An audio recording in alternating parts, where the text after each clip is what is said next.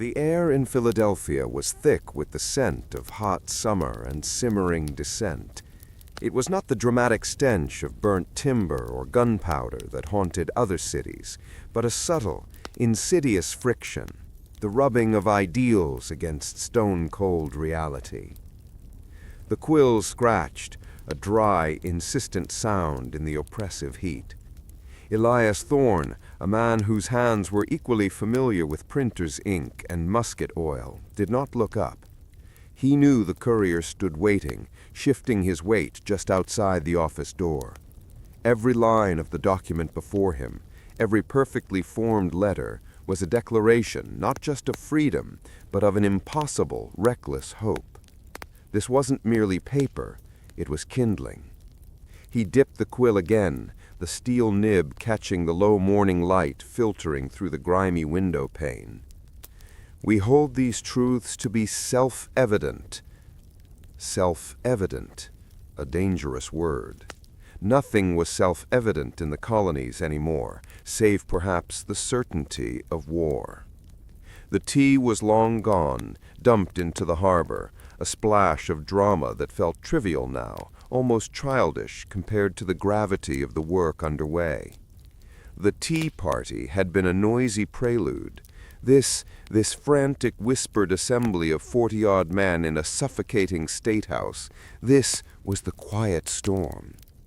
Elias finished the phrase, his lips forming a silent prayer, that all men are created equal. He signed his name not on the grand public parchment, but on the accompanying coded message to General Washington.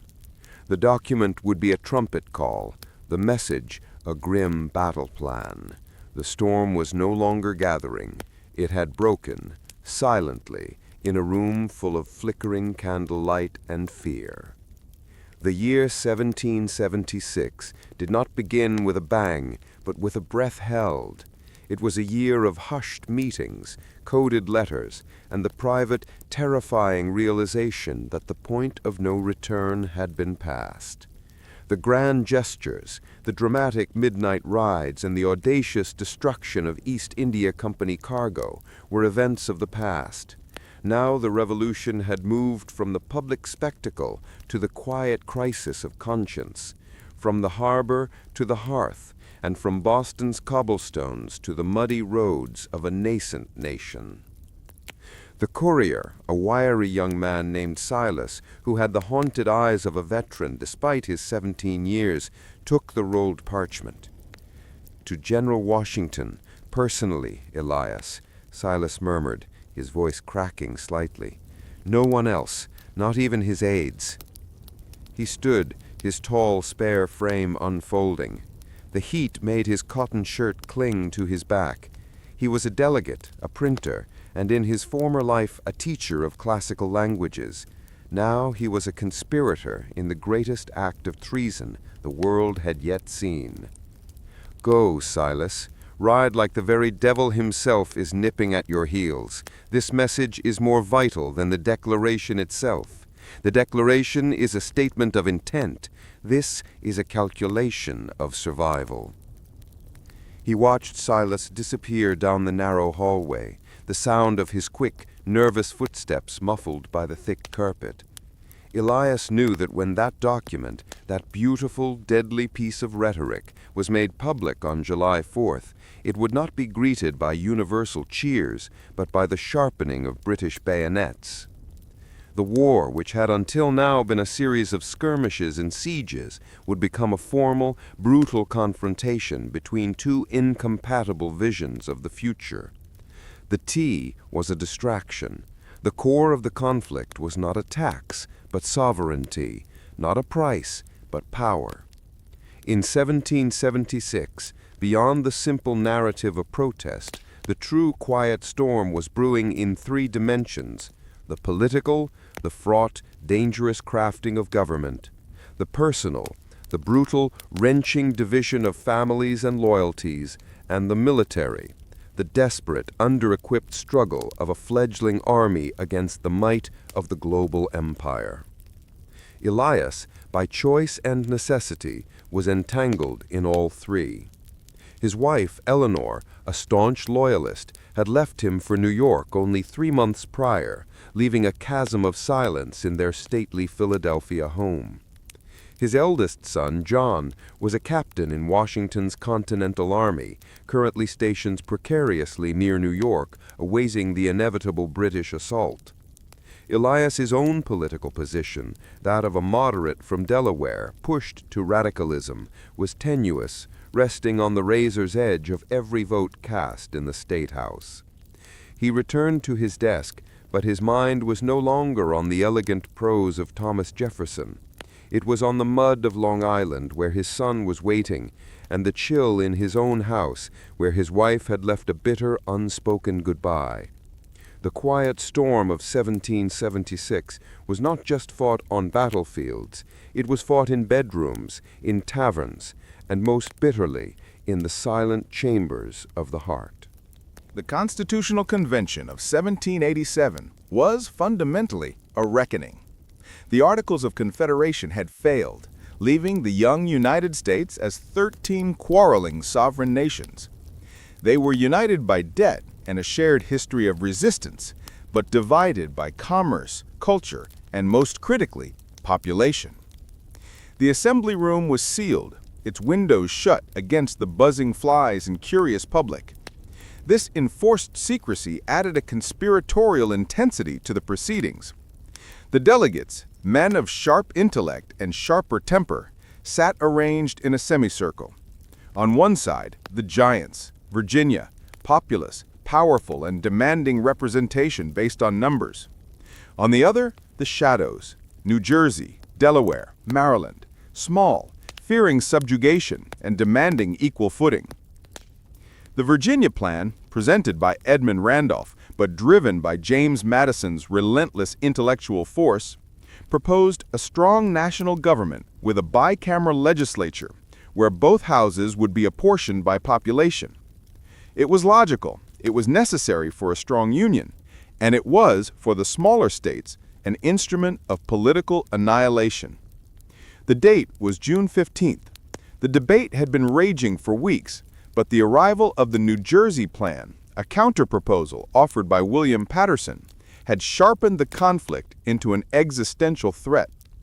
Paterson's plan was timid, a mere revision of the Articles, maintaining one vote per state regardless of size. Alexander Hamilton, sleek and fiery, paced the floor, his shadow long in the afternoon light. He represented the radical element, pushing for a near-monarchical executive and a Senate that served for life. But his focus today was on the core impasse. "Gentlemen," Hamilton's voice cut through the stagnant air, sharp as glass. "To cling to this archaic notion of absolute state sovereignty, this one state, one vote, is to willfully choose weakness. We are not 13 tribes forming a defensive alliance. We are attempting to forge a nation. If a man from Pennsylvania, representing 50,000 souls, has the same legislative weight than a man from Delaware, representing 10,000, then we have not fled tyranny, we have merely formalized a new, self-inflicted injustice." He slammed his hand onto the table, rattling the inkwells. "The people, sir, the source of all legitimate power. Are they not to be represented? Or are we to be ruled by geography?" A hush fell. Hamilton had stated the Virginia position with a ferocity that bordered on insult. Gunning Bedford of Delaware, a man with a surprisingly booming voice for a small stature, rose slowly. His face was flushed, his hands gripping the back of his chair. "We are told that a sense of patriotism requires us to yield to the great states, but what of our survival? The gentleman from New York speaks of geography as though our existence is a mere inconvenience to his grand design. If the great states, by reason of superior numbers, have the sole control of our revenue and our laws, they will, and they must, make laws for their own interests and trample upon the less powerful." He leaned forward, his eyes fixed on Madison, who sat calmly, quill in hand, attempting to take notes. I tell you, sir, if the larger states insist on this course of population-based representation in both houses, then the smaller states will find some foreign ally, some powerful friend, and be compelled to seek their safety elsewhere. The threat was unmistakable: secession. The convention, designed to unite the states, was on the brink of tearing them apart. The fragile union was facing its first and perhaps last great test. The quiet storm of intellectual disagreement had broken, threatening to wash away the foundation of the new republic entirely. The only thing that could save them was a miracle of compromise, a willingness to surrender principle for the sake of union. The cotton engine's roar, North's progress, South's dilemma. The dawn of a new century broke over the young nation like a sunrise over cotton fields.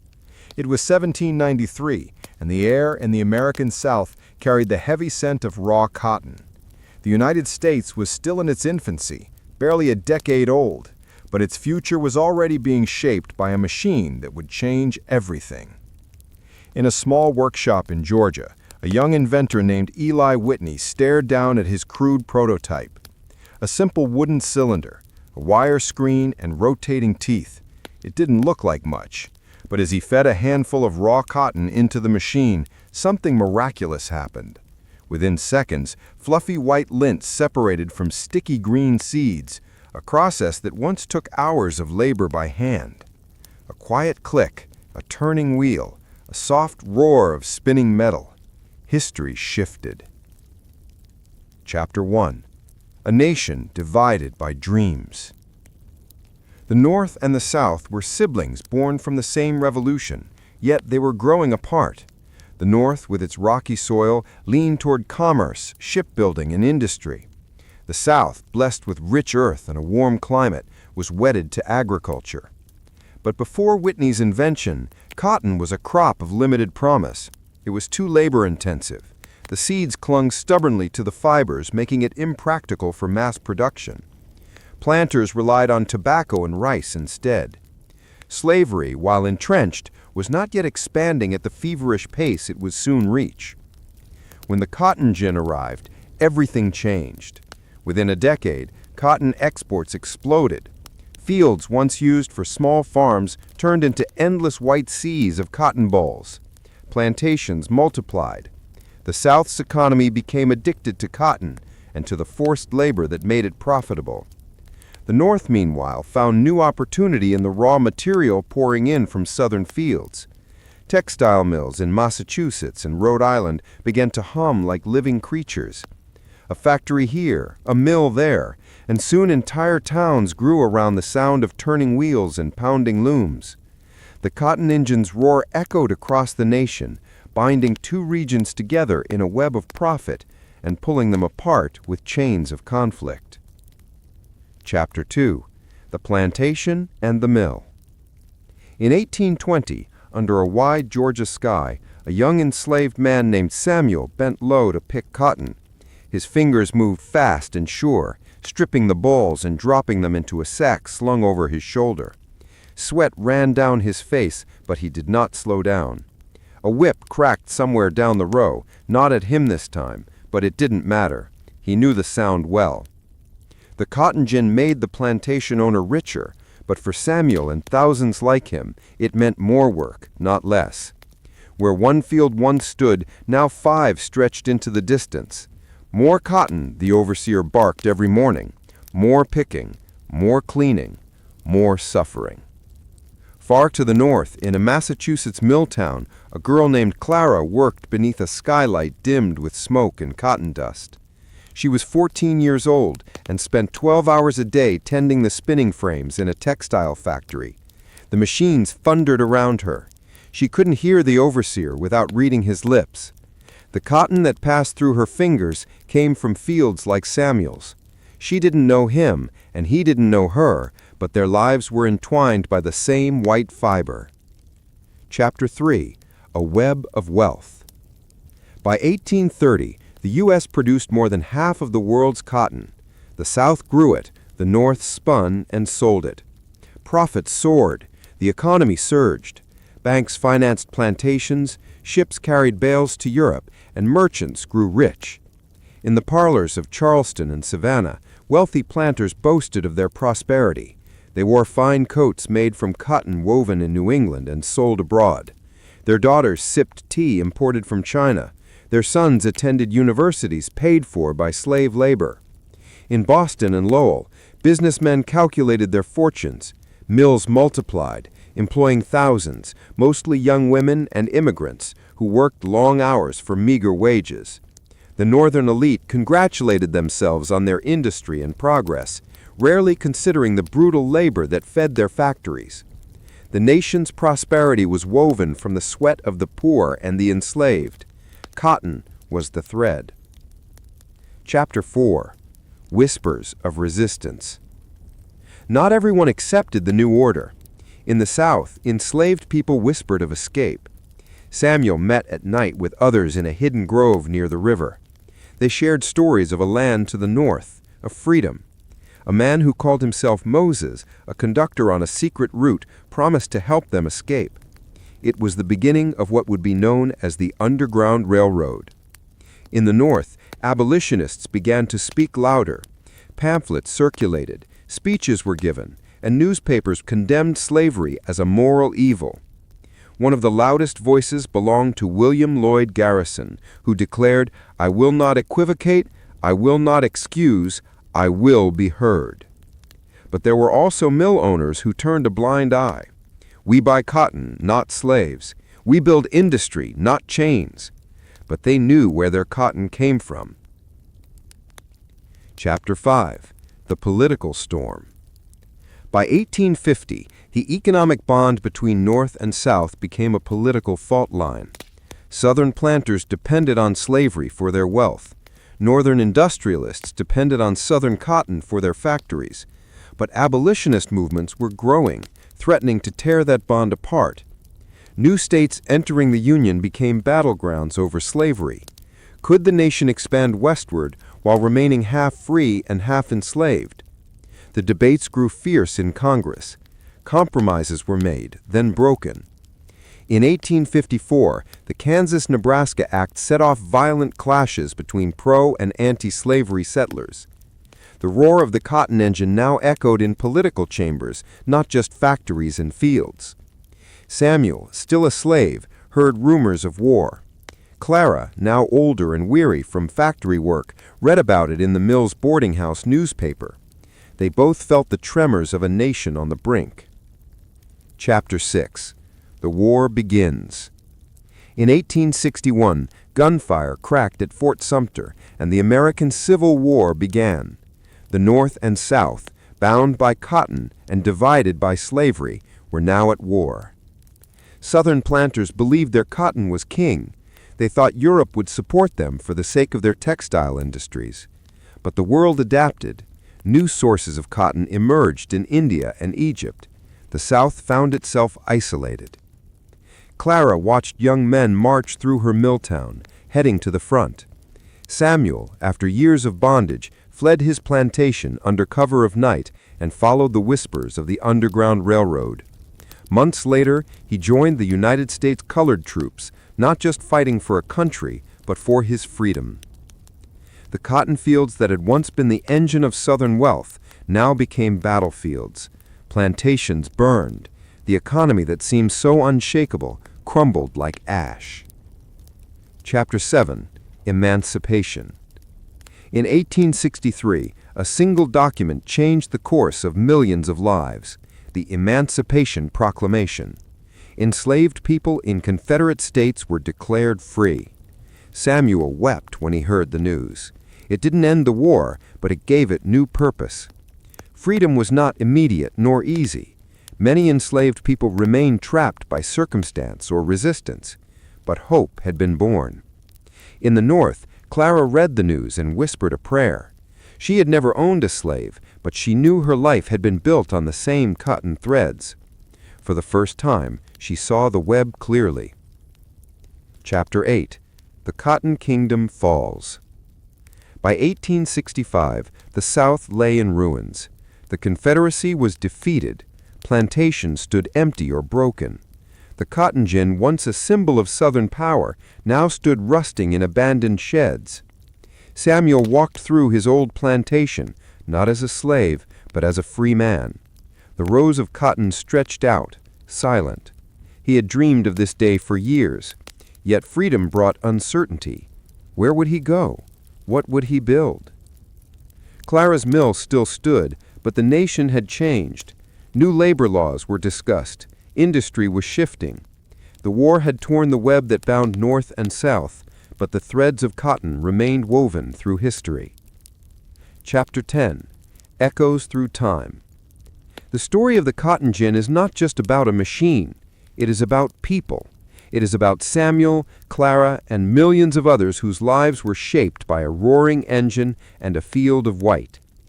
The North advanced on the strength of Southern cotton. The South prospered and then fell because of its dependence on enslaved labor. The nation was built, divided, and remade on those fields. Today, when we speak of progress, we remember the cost.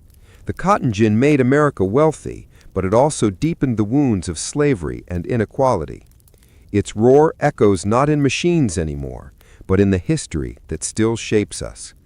Samuel and Clara never became famous, but their story is woven into the fabric of a nation, like the cotton threads that once bound everything together.